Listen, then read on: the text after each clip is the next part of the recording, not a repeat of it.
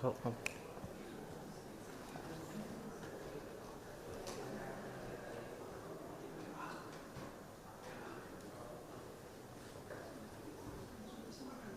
everyone, and welcome to our panel on data-driven justice, a perspective on the importance of legal data.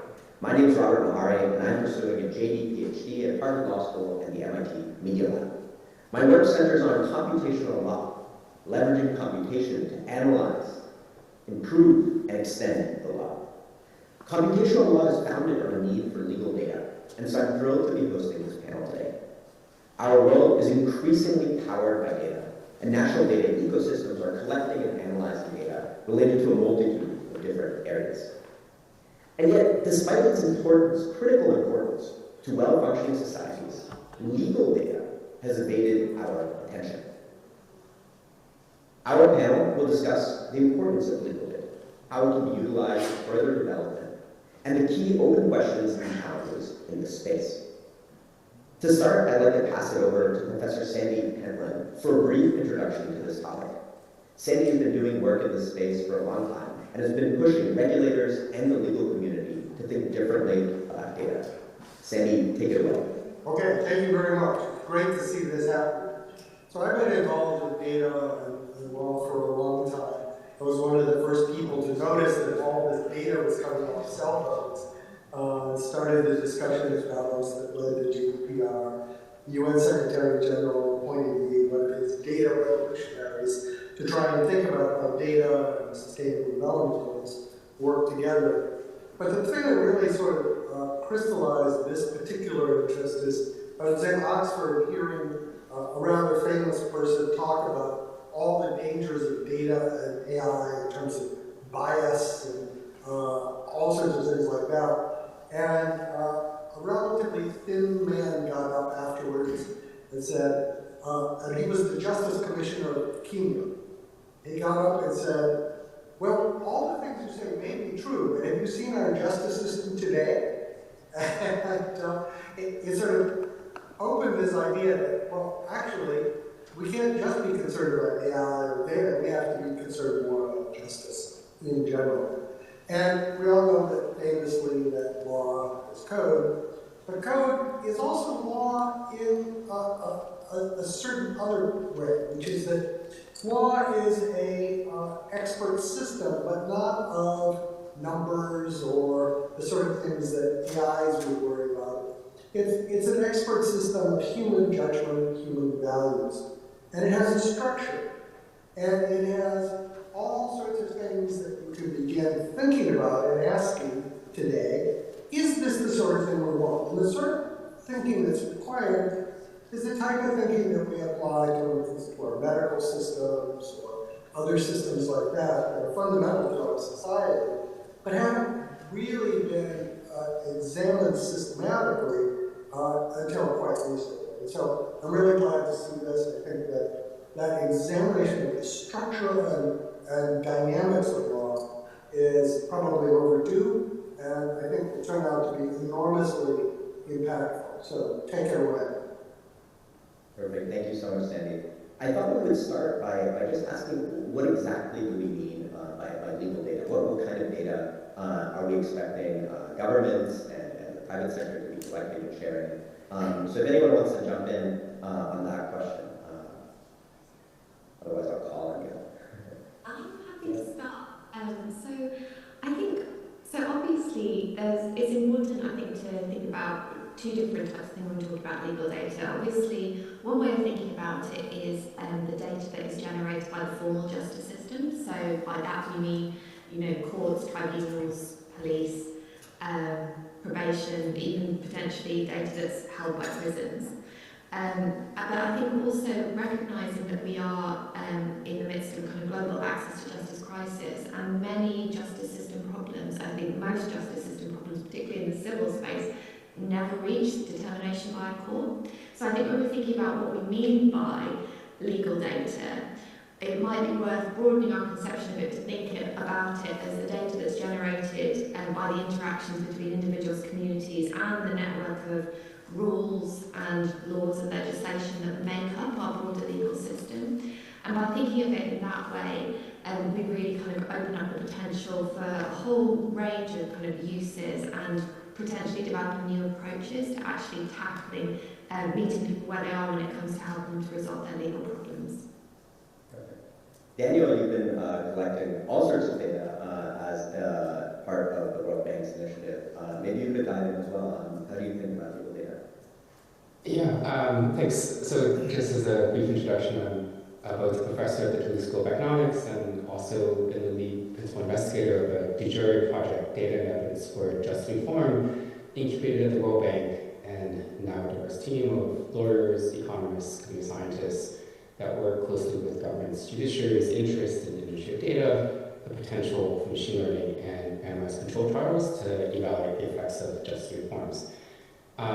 So I wholeheartedly agree with Natalie's comment on what is legal data. I think to understand the lived experiences of those interacting with the justice system is not just about the data on the formal justice system, but also everything in the community that can be going on, and especially when people don't even have access to courts where, say, the Global South, some countries, in official statistics, India, 33 million cases pending, the average case takes 8 years. Pakistan, with 3 million cases pending, with about 3,000 judges, there's a lot of people who might not even trust the justice system to move forward a case. So I think of legal data as trying to understanding all aspects of people's experiences with the justice system so that we can potentially improve it and have sustainable growth and development. Perfect. And so with that kind of initial definition out of the way, hopefully, why do we want to collect legal data? What are kind of the values we can get out of it? Gaza, you've been thinking a lot about this, kind of visualizing the law in various ways. Could you tell the audience a couple of examples of how we might start using legal data? By all means. So thanks for putting this panel together, I should start by saying. And it's true, I've been working with open data and legal data for, well, since the late 1990s. And I guess I'll start with the first use case that I did when I was working in government, which was just putting statutes and regulations online in a usable, accessible way. And I believe Massachusetts, where I was technology counsel at the time in 95, 6, and 7, we did, I think we were the first state to actually do that in the United States. And I've been surprised to discover how much more of a challenge there is than putting like inert HTML, non-authoritative versions of law online, precisely because of your question, which is what do we want to use it for? There's a lot of uses, but one of the core ones is be able to have ready, easy access to an authoritative version of the law. When I say the law, I mean public statutes and regulations, let's start with that are binding on people and businesses and families. You know, ignorance of the law, as they say, is no excuse or justification for a violation. Yet, how do we find it? How do we access it? And how can we almost sort of like sort, filter, search, do some basic information functions to know what applies to us and how to understand and what are we supposed to do about it? So I'd say that's the sort of existential open society, kind of free people in a democratic system question, is we have to have access to the law. But beyond that, you know, commercially or just in terms of everyday life, gaining access to law and legal processes and legal instruments that can be tailored to your use, like when you're trying to write a will and understand that a little bit. When you're doing contracts, mortgages, you know, the closing packet is astonishingly complex for many people. There's a lot that we can do by making authoritative versions of law and examples of good contracts and private law accessible, and then adding applications and services to that to meet people where they are, so whether they're small businesses, individuals, divisions of larger businesses, so that we can customize and apply and adapt our business processes and the things we're doing in our lives. So these are sort of a high-level smattering of why it matters to have law available, accessible, and usable as data. Perfect, thank you. Natalie, you had your hand up virtually. I mean, I didn't introduce myself, so I'm Dr. Natalie Byron. I'm Director of Research at the Legal Education Foundation, where I lead our Justice Lab initiative, which has a focus on improving the quality and availability of data about the justice system. And I suppose kind of relevantly for this discussion, between 2018 and 2020, I was advisor to our government on open court data. I think it's such an important question because really good data governance really kind of starts with really clearly defining like what is the problem that we're trying to solve with making more data about the justice system open, and it's really vital that we've got that spelled out in fairly concrete terms because frankly a lot of the kind of language around kind of innovation, it's gappy and it leaves systems open to abuse. So I think by focusing on the role of legal data or justice data in helping us to deliver kind of more open justice systems, more equitable justice systems, more efficient justice systems, I think really having that kind of problem statement and what we're trying to achieve really clearly defined helps to create the conditions where we can, really bring about change. It was interesting before we started recording, Daz was talking about, we've been having these conversations within the legal community for a really long time and yet somehow kind of failed to achieve the kind of resonance that perhaps we've wanted to with making the case that really we need to have more data about what happens in our justice system available for people to access. And one of the things, and I think partly that's because when you talk about access to judgments, decisions, legislation, it can feel really dry and technocratic. So I want to be really clear what we're talking about here.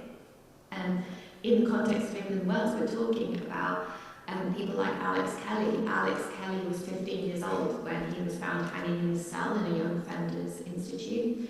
Now, when the decision was,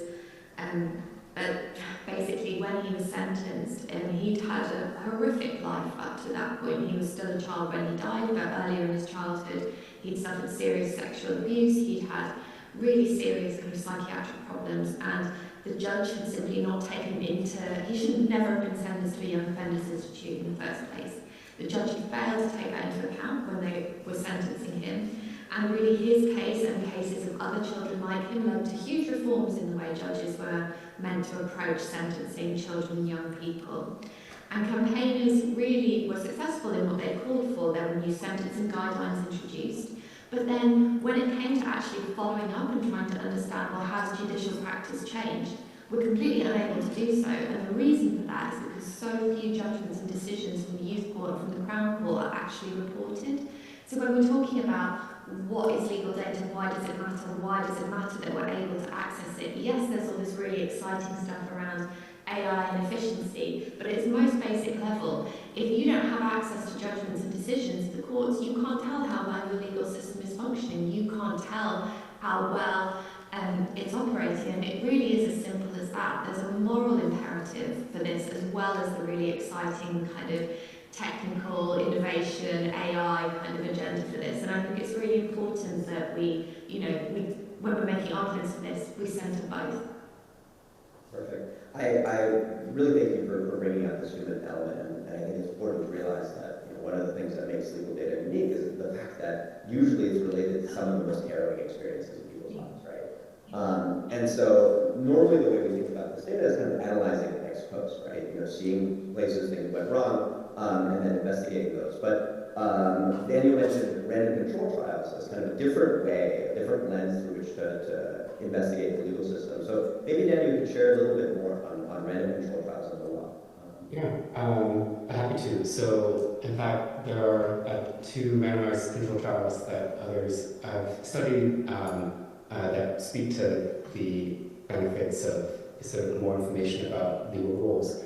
One is a randomized trial among South African firms where they provided 6 months of free legal research and they found it elevated employment by 12%, which is huge. And that is also a testament potentially to the complexity of the legal rules in South Africa, but also showcases a methodology to actually see the causal effects of a potential legal innovation that this panel is talking about.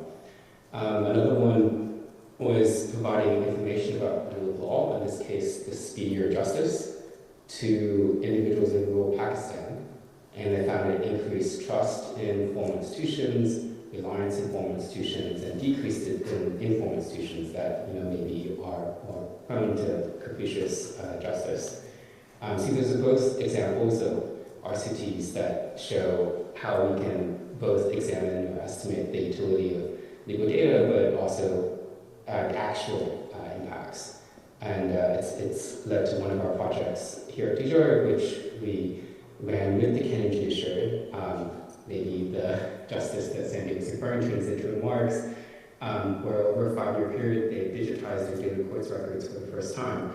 And then we built an algorithm to help identify the greatest source of court delays and designed a randomized form across the different court stations in Kenya, where in one treatment arm, that information was provided to the courts. So like actionable information, interpreted machine learning based off of the data.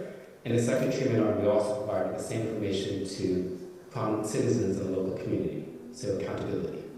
And we found that accountability was key to increase court efficacy. We saw a reduction by 20% in case delay, and also downstream economic impacts in separately government collected data on whether individuals in their working arrangements reported a formal contract or not. And as we know, in many parts of the world, having a written contract for labor arrangement is scarce and is an important part of the structural transformation that we hope many other countries can aspire to. So those are just a couple of different randomized control trials that speak a little bit about this question. Perfect, thank you. And so, you mentioned the keyword digitization and the fact that legal data isn't kind of a necessarily easily accessible form of data, right? It exists usually in text, and lots of steps need to be taken to kind of make it accessible. So I'd love to go around and kind of talk about the challenges related to compiling legal data and in terms of governance, because it's quite sensitive, in terms of the process of actually getting to it, things like that. Maybe, Natalie, I know you've done a lot of work around governance, so maybe you can kick us off. Of course, I think one of the things that's fascinating is we have seen globally there's this global move to digitise justice systems and create new online end-to-end processes for kind of accessing the formal legal system. But what I've been really struck by in the kind of recent research that we've done, including to the OECD, is how few countries are harnessing that opportunity of digitisation to really rethink, go back to first principles and think, if we want to be running a modern, effective, equitable, fair justice system, what is the data that we need to collect and how do we need to manage it? And I think one of the things that digitisation provides, like the opportunity to really have those kind of first principle conversations. I think in data governance, I mean, it's quite interesting, isn't it? There's, like in any sort of whenever you're doing sector-specific data governance, I think it's really important to think about the different stakeholders and the trade-offs. And one of the things that I think is quite challenging in the justice space is too often it's kind of the views of legal professionals that are centred and what they tend to think of as important, and not actually thinking about, okay, well, what does the public want from the data governance that's put around these new digital systems. And I think we need to be clear that digitisation has the potential to change everything, because one of the ways in which we've historically in legal systems, both in England and Wales, but also in Australia and Canada, kind of managed the tension between open justice on the one hand and concerns around privacy and judicial independence, has been through the friction that's created by having a predominantly paper-based system, whereby if you want to access legal information, you have to go to an individual court and apply to that court for access to paper documents. Once you've digitised that, it means that accessing bulk information from kind of courts and tribunals becomes that much easier. But what we're chafing against is the fact that the majority of our rules are developed for a context that is predicated on one person accessing one document rather than one person accessing a whole range of documents. And that creates kind of new challenges and opportunities for governance, but also for public trust. It's a bit of a word rumble, but I just don't really have views on it. Sandra, you and I have talked a lot about the paper paradigm. Would you mind telling the audience a little bit about moving beyond the paper paradigm? me start by joining Natalie in a belated self-introduction. My name is Dazza Greenwood, and I think my biggest, claim to fame in this context is being a researcher in Sandy Pentland's lab, where I run law.mit.edu that does a pretty deep research dive into having law express itself as data so we can use it in computational law. So, in speaking of that phrase, computational law, like, what does that mean? Well, let me start by what it doesn't mean, and that's the answer to your question, Robert, which is, in the law, at least when I was coming up in the 80s and the 90s, it was, and I think for all time before that, and now to a large extent, it's what I would call a paper paradigm, that phrase that you use. And so we think, to Natalie's point, that there's like a person opening a file drawer and getting a case or a contract or a whatever, like some transactional document or some legal instrument. And we even encapsulate everything within like basically the four corners of what would be a document. Now, these documents nowadays may be digital. They may be Microsoft Word or PDF. That's digital, but it's hardly data. You have to really strain to look at this data. It's not open, usable data that's in a format that can be ingested into like a database or against which you can do analytics or you can drive a model, anything good like that. It can't express itself through a interface like an API. Like that is the gold standard for having law be programmatic. And so when it's locked in these paper type containers, according to peculiar non-data first formats like Microsoft Word and PDF and on down the line, or images like JPEG. I'm still dealing with contracts that are GIF format. And like, why? It's 2023. And so that we have this paper paradigm. And what we need to all get better at transitioning to is a data paradigm.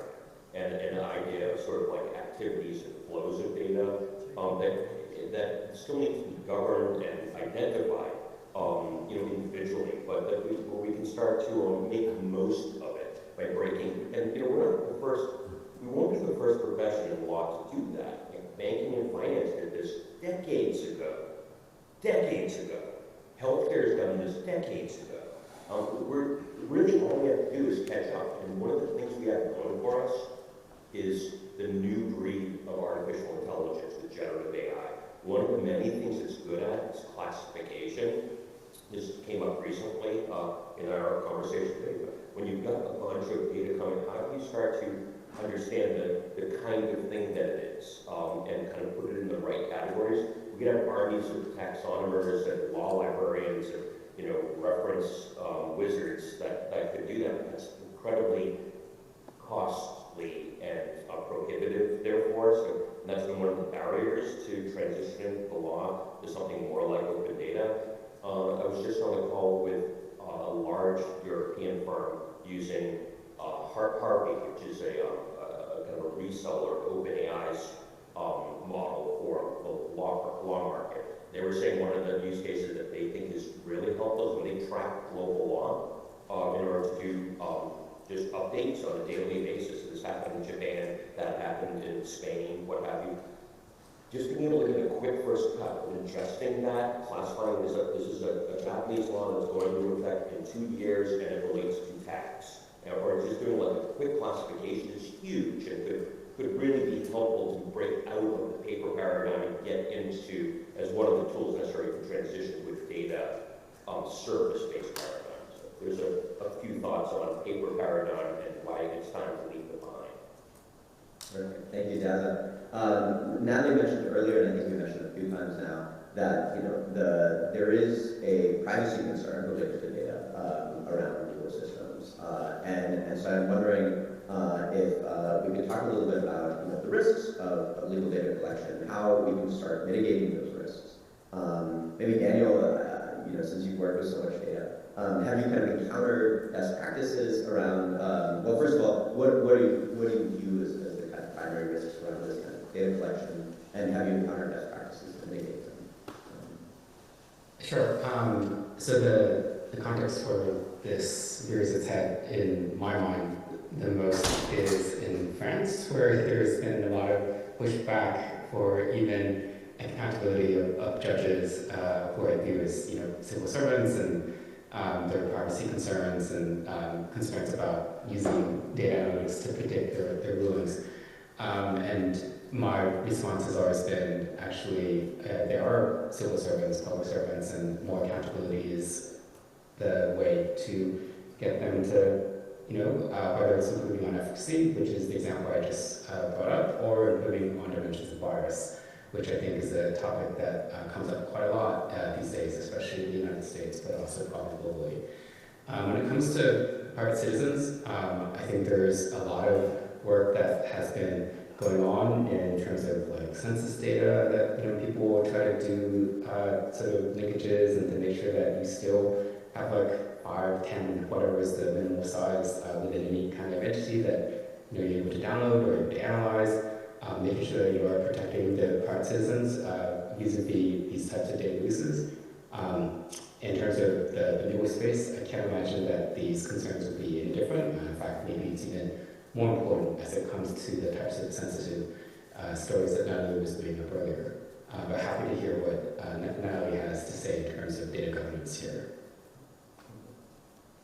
I think I don't disagree with anything that you said, and it's really interesting because I think the French government did some work really looking at they published a report looking at what are the mechanisms that countries are looking at for how we manage some of these concerns, and it does tend to default back to anonymisation, which, when it comes to anonymising in judgments and decisions the names of individual judges or legal professionals, you can see how from an open justice point of view, or anonymising companies and not individuals, that starts to look quite sort of difficult.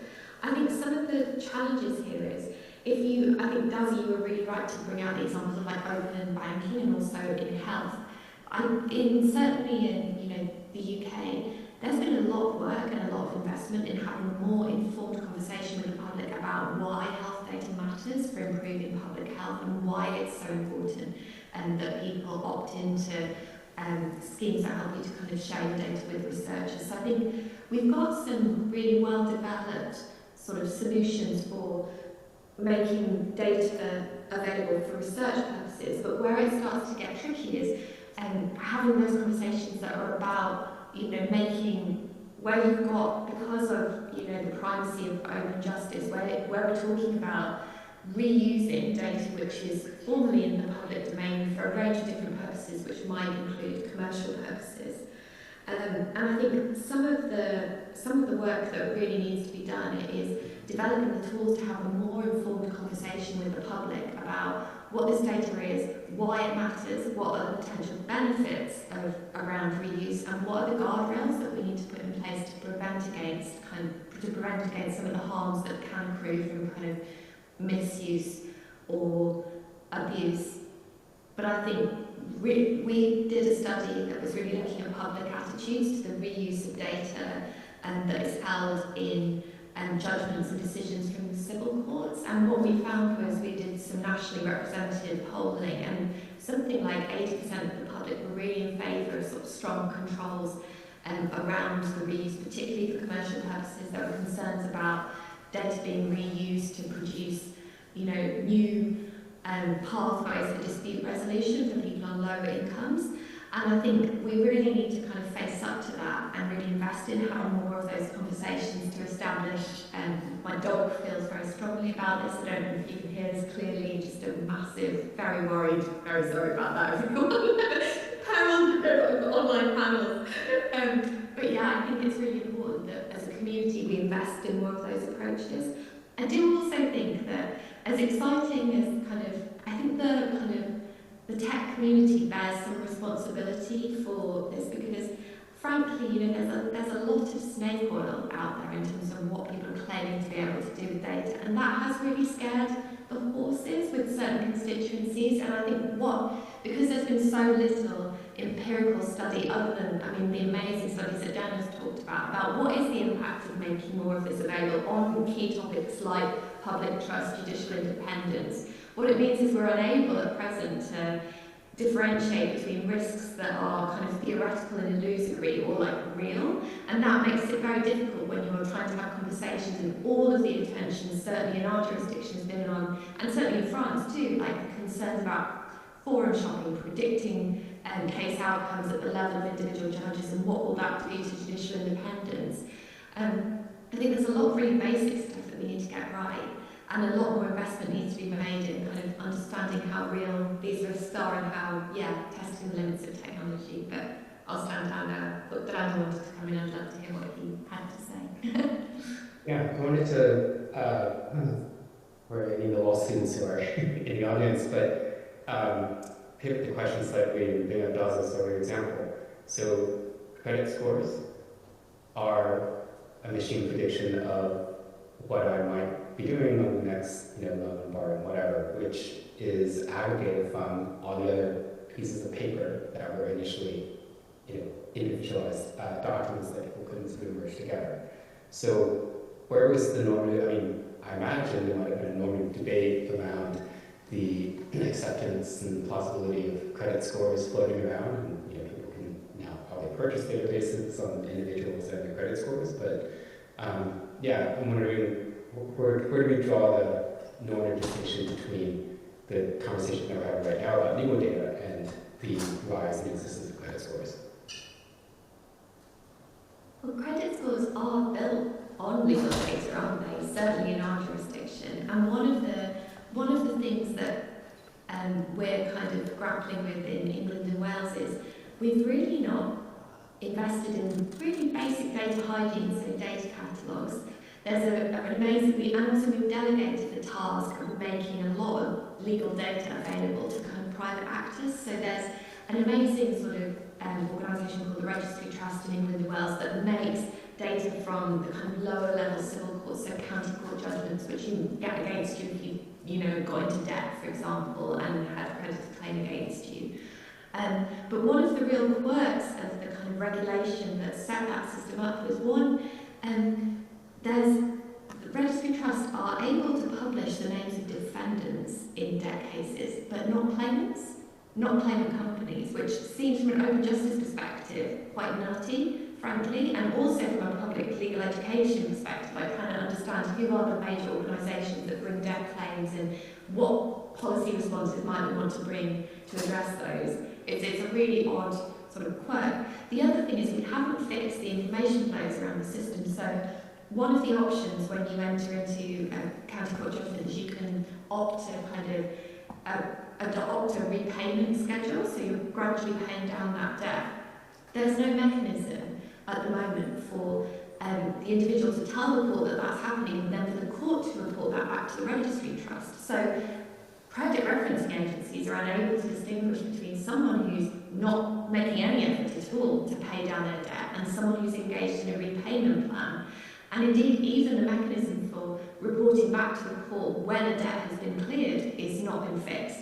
And so some of this is like, we need to fix the basic data flows around our legal system in order that we've got better quality data to build some of this, build some of these things on.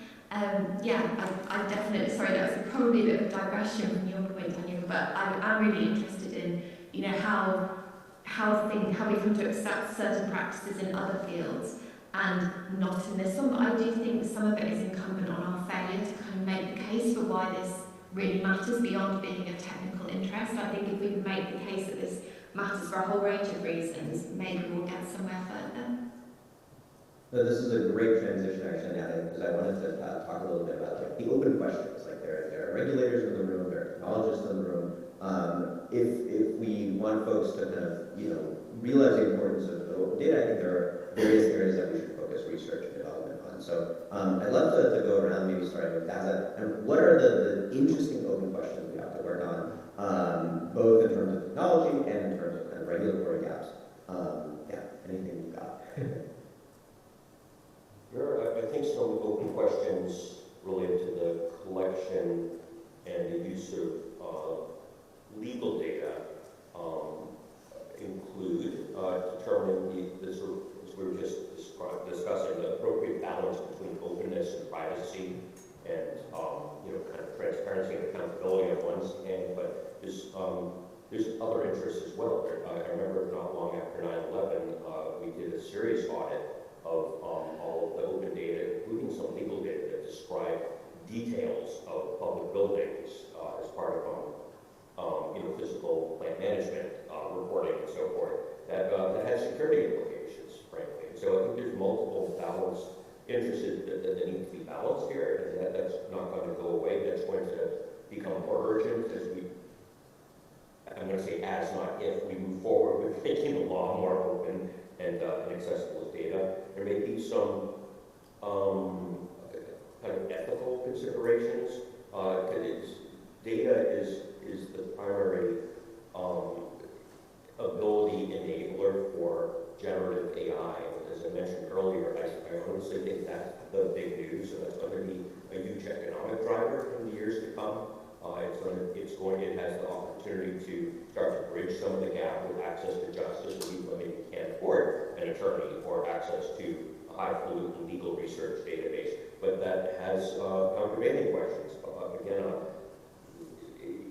making sure that people have some quality assurance and some ability to have some accountability when they rely, perhaps to their detriment, on legal advice. And so I think there's some potentially ethical questions, and then there's the regulatory and kind of policy frameworks as well.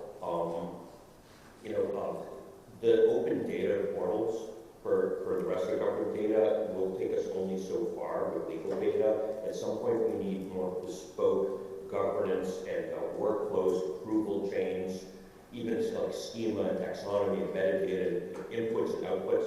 The biggest one, I'll just leave with one kernel, because something that I know is like a hidden, critical, difficult challenge, is distinguishing between something that maybe was the law or might have been the law, like a draft, and what is the authoritative version of a public law, statute or regulation or city ordinance right now. And at least in the U.S., we have very particular processes that go through very particular approval and sort of like a chain of custody almost for the data to the authorized legal publisher that then too frequently publishes it in paper form. But what we really need is to refactor that same process of like a chain of custody, like creating evidence of an authoritative version that people can rely on, whether that's digitally signing it and within hashing it or whatever. It doesn't matter. We have to translate the process of publishing authoritative, current versions of law that you can rely on, that you can enter in evidence in court when you say, if you can say, like, this is the law that I relied on at this time. Right now, you'd be hard-pressed to do that by doing a screenshot of something from the web. You can do it when you have official versions in the United States. We need to make those official versions that are part of the policy challenges to be solved, so that so we can distinguish that data quickly and utilize it. Perfect, thank you. Daniel, open questions for researchers and regulators. What do you think should people be focusing on? My mind's still thinking a little bit on the previous question, which is to the extent that there is a lot of private sector interest in creating these types of credit scores and legal analytics about individuals. That means there could be, it might be happening anyway. And the conversation that we could be having is, how do we level the playing field? So it's not just the deep-pocketed firms that have access to information and can advantage on it, and all the other people who do not and are facing them in various courts of justice, for instance. Then the question is not about sort of should, but how, I guess. And that was his last comment about maybe there are certain national security concerns around certain kinds of documents. For sure that it could be applied. The other thought I had was putting one's head more in the government sort of space of your lots of these different data sets. How do you harmonize the data sets, say across countries or across jurisdictions? How do we aggregate micro data sets into sort of more macro indicators of judicial efficiency and or bias or variability? These are maybe more kind of public / researcher-oriented questions, but since you have those deep pocket individuals pursuing some of those other questions, there should be space for asking some of the research or policy-oriented questions that might rely on those types of data aggregations and harmonization type efforts. And then one thing to tie back to mine and Natalie's sort of intro remarks is that looking at the downstream consequences on lived experiences of citizens involved in the justice system, I think is also really important, but that's typically very hard to do. Right now, there are like a dime a dozen studies coming out of the Scandinavian countries because they linked the census to the judiciary data and they look at what are the causal effects of being assigned and they're partially lenient judge when it comes to sentencing or it comes to disability or welfare receipt. But we have a really hard time answering and asking those questions in the United States, much less in other parts of the world. And if we were to sort of level the playing field in terms of our understanding of the justice systems on people's lives, we could and should try to make a concerted effort to do those linkages and then decide how we want to act upon these types of information. So those are a couple of things that my head is thinking about in terms of open questions on what types of legal data, how it can be used in the public space and the research space. Perfect, thank you. Natalie, what are your what's keeping you busy? What are the open questions?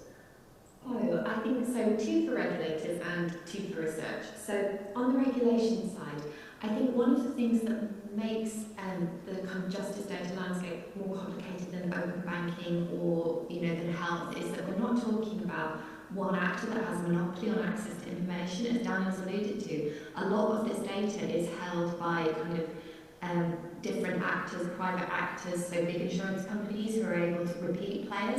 And I think we haven't really got the kind of language or tools for thinking about what does governance look like across both private, public, research actors. So I think there's, how do we do this governance well when there are so many different important stakeholders? I think there's also a bit of the privacy frame, which has tended to dominate. And don't get me wrong, like privacy is great, it's really important, but it tends to obscure other things like equality's impacts of different data, and also it's kind of closed down the space for kind of collective harm and collective redress. And I think one of the things we need to think about for regulators in the space is how can we get better at putting in place kind of meaningful redress mechanisms that enable kind of data owners to know when things have gone wrong with data. The other area that I think regulators really need to tackle is the types of the predictive analytics that I was talking about, like using legal data to predict case outcomes in individual cases. How do we conceive of that? Is that essentially kind of augmenting or democratizing access to legal services, the types of relational expertise that lawyers provide? Or is it something else? Because lawyers are bound by a whole range of, they're regulated as professionals, and we don't really know what to do with these technologies or what we think they are at the moment, and I think that's a really important thing to get to grips with. On the research side, I think it's really boring, or I'm told that it's really boring. I don't find it really boring, but lots of the kind of data gaps, certainly in the justice system in England and Wales, are a function of the fact that a lot of really important data is held in the types of formats and documents that Daz was talking about, so in PDFs, in Word documents, in narrative text. If there was more attention paid to using kind of natural language processing and other kind of classification tools on those documents, I think that could be really meaningful in terms of helping us to get a better understanding of patterns of behaviour, of who's bringing claims. Like that's a really important research area. And the other area I think is that kind of public trust, like how do we know the public, how do we renegotiate the principles of kind of open justice for a digital age? And because really open justice is about basically promoting the ends it seeks to serve are public legal education, trust in the justice system, democratic accountability, judicial accountability.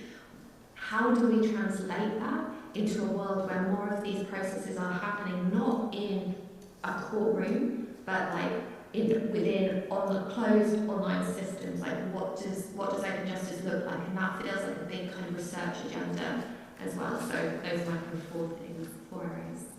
Perfect. Thank you so much, Natalie. So as we start wrapping up, maybe we could say a couple of words about, what do we see the future as?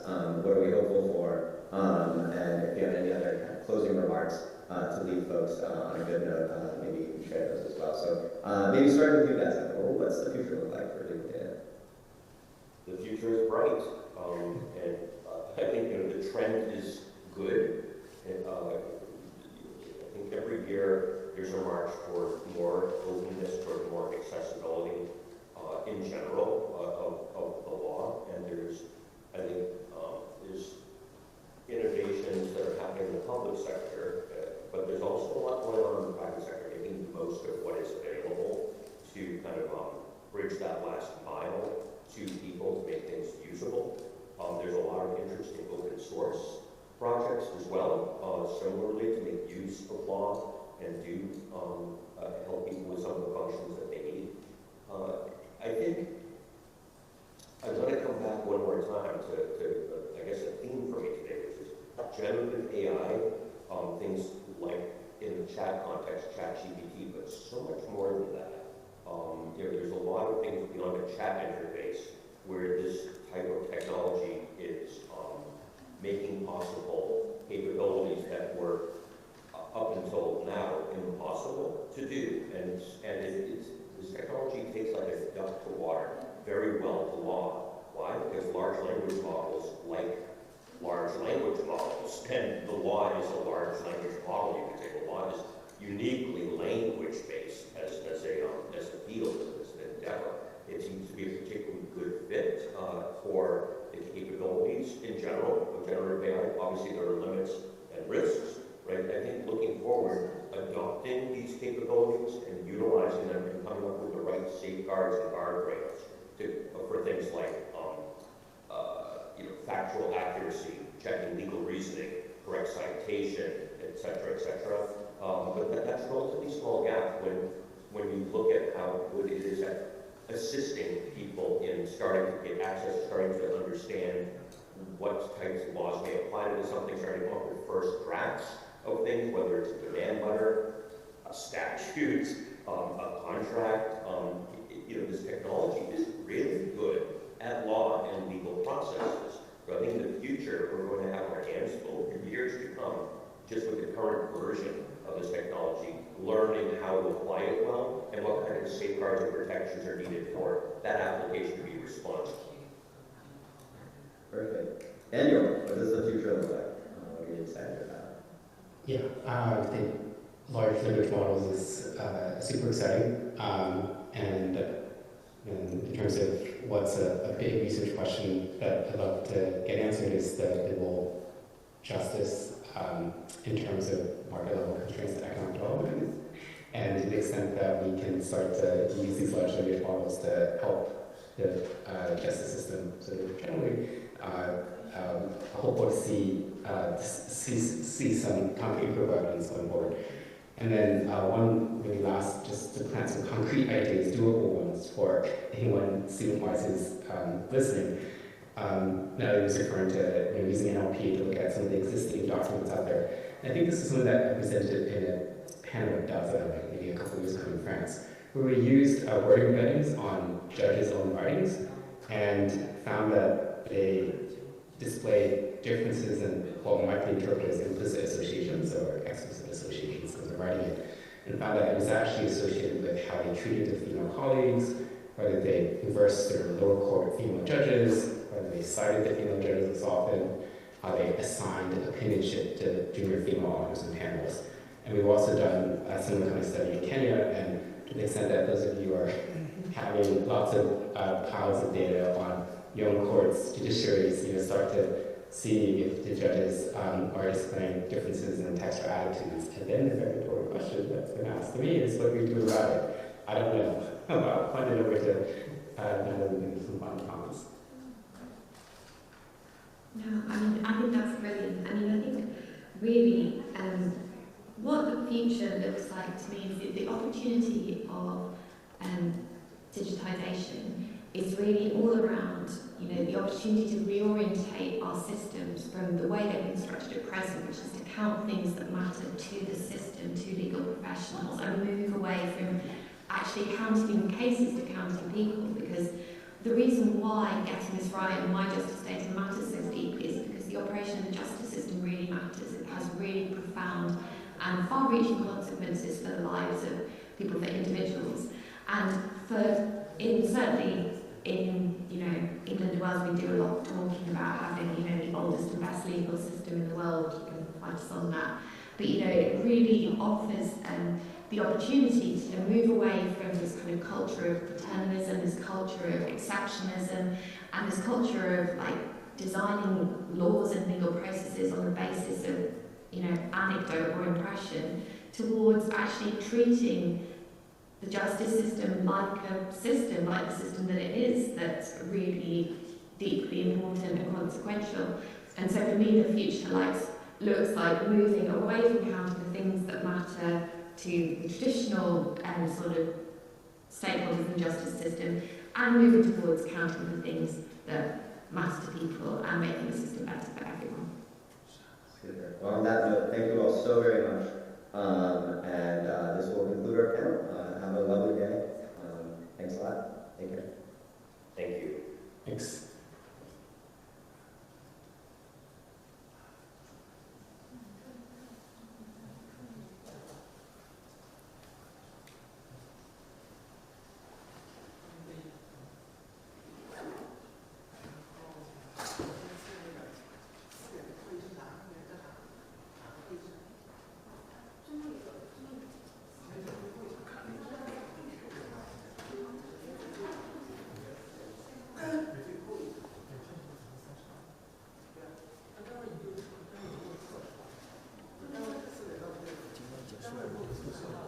结束了。